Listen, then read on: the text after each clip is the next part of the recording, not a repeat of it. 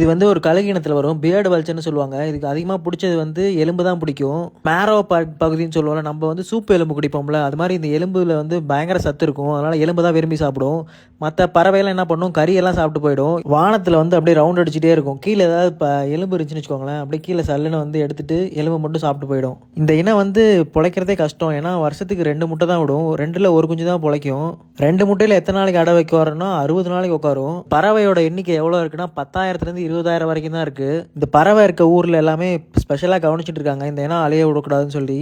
எல்லா ஊர்லேயும் இப்படி தான் பண்ணுறாங்க. ஏதாவது பறவை அழிகிற மாதிரி இருந்துச்சுன்னா ஸ்பெஷலாக கவனிப்பாங்களோ, அதே மாதிரி இந்த பறவையும் பண்ணிட்டு இருக்காங்க. ரீசெண்டாக எடுத்த சர்வேல வந்து IUCN வந்து நியர் த்ரெட்டுன்னு கொடுத்துருக்காங்க சர்டிஃபிகேட்டு. அது என்னன்னா, இது வந்து அழிய போகுது அப்படின்னு சொல்லி. அதனால் பத்திரமா பாதுகாக்கணும் இந்த பறவையை. ஆஃப்ரிக்காவில் அட்லஸ் மவுண்டன் சொல்லி நம்ம படிச்சிருப்போம். அந்த பகுதியிலையும் இது அதிகமாக இருக்கும். அதிகமானால் ரொம்ப கம்மியாக, அந்த பகுதியில் மட்டும் அதிகமாக இருக்கும். ஓகே, நெக்ஸ்ட் வீடியோவில் பார்க்கலாம். பாய். மறக்காமல் ஷேர் பண்ணுங்கள், சப்ஸ்கிரைப் பண்ணிக்கோங்க, ஃபாலோ பண்ணிக்கோங்க. பாய்.